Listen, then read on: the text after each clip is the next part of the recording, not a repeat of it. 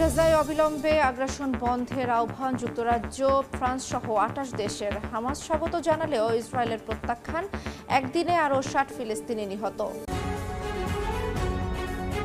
Syria সীমান্তে ঘাঁটি গেড়েছে Israeli বাহিনী। দামেস্কে তেল আবিবের বোমা বর্ষণে হতবাক ট্রাম্প, জানালো হোয়াইট হাউস। নিরাপদ আশ্রয়ের খোঁজে বেদুইনরা। ইউক্রেনের বিমান ঘাঁটিতে রাশিয়া ক্ষেপণাস্ত্র হামলা, মস্কোয় শতাধিক ড্রোন নিক্ষেপ। লক্ষ্য পূরণ না হওয়া পর্যন্ত যুদ্ধ চালানোর ঘোষণা ক্রেমলিনের। এবং বিলিয়ন ডলারের গবেষণা অনুদান বাতিল করায় ট্রাম্প প্রশাসনের বিরুদ্ধে আদালতে হার্ভার্ড কর্তৃপক্ষ। হোয়াইট হাউসের বিরুদ্ধে রাজনৈতিক প্রতিশোধের অভিযোগ। গাজায় ইসরায়েলি তাণ্ডবের বিরুদ্ধে ফুঁসে উঠেছে বিশ্বের বিভিন্ন দেশ। যুক্তরাজ্য, ফ্রান্স ও জাপান সহ ২৮টি দেশ যুদ্ধ বন্ধের আহ্বান জানিয়েছে। আন্তর্জাতিক সম্প্রদায়ের আহ্বানকে স্বাগত জানিয়েছে হামাস, যদিও একে প্রত্যাখ্যান করেছে ইসরায়েল। এর মধ্যে গেল ২৪ ঘন্টায় দখলদার বাহিনীর বর্বরতায় উপত্যকাটিতে প্রাণ গেছে অন্তত ৬০ জনের।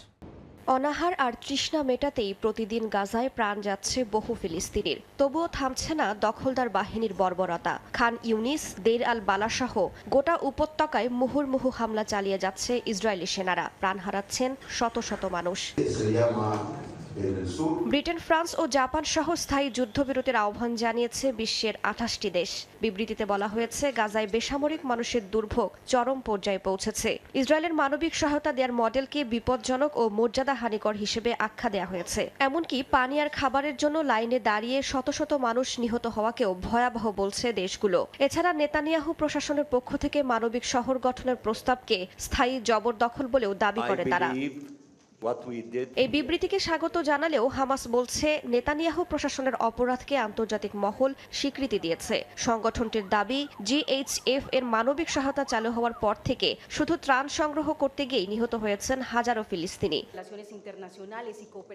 ইসরায়েল এই বিবৃতি প্রত্যাখ্যান করেছে। নেতানিয়াহু প্রশাসনের দাবি, যুদ্ধের দায় পুরোপুরি হামাসের, কেননা যুদ্ধের শুরুটা তারাই করেছে।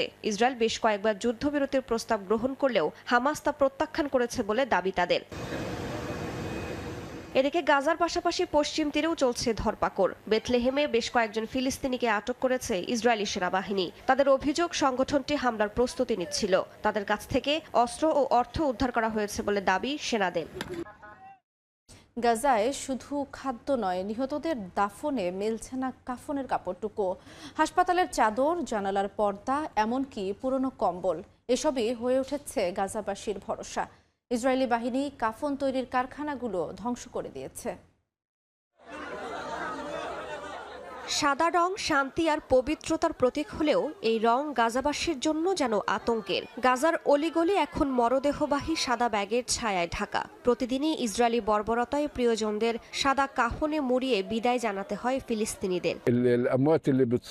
সাদা ব্যাগ এখন আতঙ্কের প্রতীক হয়ে গেছে। ৫০, ৭০, ১০০ শহীদের ভিড়ে আজ সাদা রংটাই অপয়া মনে হয়। আমার নিজের সাদা জালাবিয়া পড়তেও ভয় লাগে। গাজায় নির্যাতন আর বর্বরতার সব সীমা ছাড়িয়েছে ইসরায়েলি বাহিনী। ক্ষুধার্ত ফিলিস্তিনিদের নির্বিচারে হত্যা করছে দখলদার বাহিনী। লাশের সারি এত দীর্ঘ হচ্ছে যে কাফনের কাপড়েও টান পড়েছে। অবস্থা এমন দাঁড়িয়েছে, খাদ্য পানির সঙ্গে কাফনের কাপড়ও মিলছে না উপত্যকায়। নিরুপায় হয়ে দাফন কার্যে ব্যবহার করা হচ্ছে হাসপাতালের বিছানার চাদর, জানালার পর্দা। শত শত নিহতদের দাফনে এগুলোই এখন তাদের শেষ ভরসা। গাজার মৃতদেহ ধোয়া আর কাফনে মুড়ে দেওয়ার কাজ করেন কিরাতান দাতব্য সংস্থার স্বেচ্ছাসেবক আব্দুল করিম আবু জাসের। অনেকদিন আগেই কাফনের কাপড় ফুরিয়ে গেছে বলে তিনি জানান। ৫২ বছর বয়সী ফুয়াদ আল সৌসি নিজের হাতে কাটছেন কাপড়, ভাঁজ করছেন এক একটা কাফন। কয়েক মাস আগেই ইসরায়েলি অভিযানে ধ্বংস হয়ে যায় তাদের কাফন তৈরির ঘর। আল শিফা হাসপাতালে সেই ভবনে আগুন দেয় ইসরায়েলি বাহিনী। তারপরও থেমে থাকেননি ফুয়াদ, নতুন করে শুরু করেছেন কাফন তৈরির কাজ। অনেক সময় হাসপাতালের বিছানার চাদর, জানালার পর্দা কিংবা কম্বল দিয়েই কাফন করেছি। যেভাবেই আসে সেভাবেই ঢেকে দিয়েছি শহীদদের। গাজার স্বাস্থ্য মন্ত্রণালয়ের তথ্য মতে গাজা যুদ্ধে এখন পর্যন্ত ৫৫,০০০-এরও বেশি ফিলিস্তিনি নিহত হয়েছেন। গাজায় পানির অভাব এখনো বেঁচে থাকার সংগ্রামের নতুন নাম। জ্বালানি সংকটে বন্ধ হয়ে গেছে পানি বিশুদ্ধিকরণ ও বর্জ্য ব্যবস্থাপনা কেন্দ্র। এতে শরণার্থী শিবিরে থাকা শিশু ও বয়স্করা পানিবাহিত নানা রোগের ঝুঁকিতে রয়েছেন।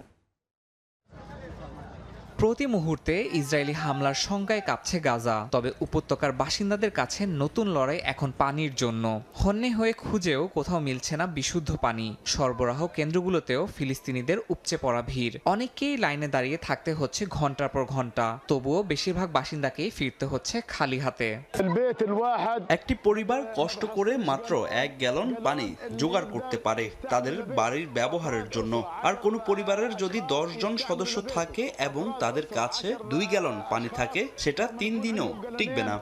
24 ঘন্টায় 92 ত্রাণ প্রত্যাশী সহ 115 ফিলিস্তিনিকে হত্যা করেছে বর্বর ইসরায়েলি বাহিনী।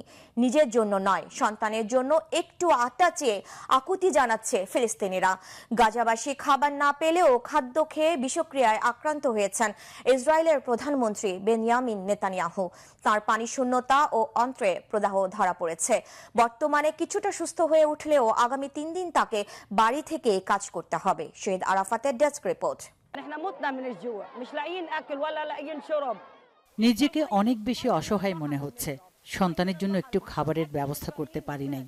আমরা তো মাছ মাংস কিছুই চাই না, সামান্য আটা দেয়া হোক আমাদের।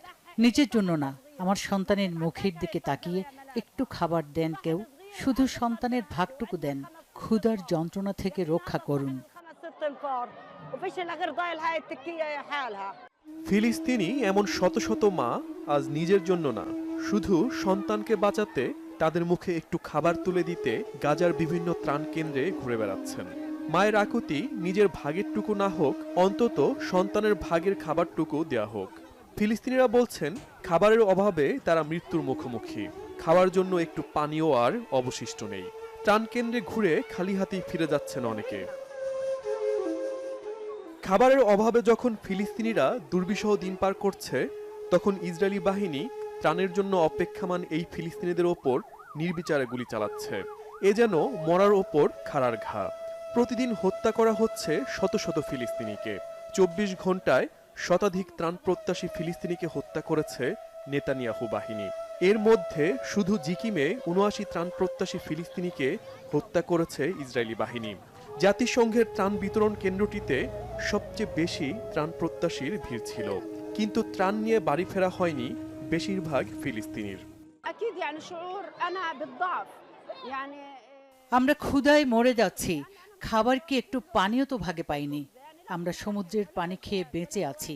এখানে এই ত্রাণ কেন্দ্রে 3টার দিকে এসেছি আমরা কয়েকজন মাত্র, তবুও তারা বলছে সবাই খাবার পাবে না। বলুন তো এখন আমরা কোথায় যাব? এভাবে আর কতদিন বেঁচে থাকব? এদিকে ইসরায়েলের প্রধানমন্ত্রী বেনিয়ামিন নেতানিয়াহু খাদ্যের বিষক্রিয়ায় আক্রান্ত হয়েছেন। তার পানি শূন্যতা ও অন্ত্রে প্রদাহ ধরা পড়েছে। বর্তমানে কিছুটা সুস্থ হয়ে উঠলেও আগামী 3 দিন বাড়িতে বসেই দাপ্তরিক কাজ চালিয়ে যাবেন নেতানিয়াহু। এই অসুস্থতার মধ্যেও ফিলিস্তিনিদের ওপর হত্যাযজ্ঞ চালাতে ভীত নন তিনি। কোনো কিছুই নেতানিয়াহুর মানবতাকে জাগিয়ে তুলতে পারছে না।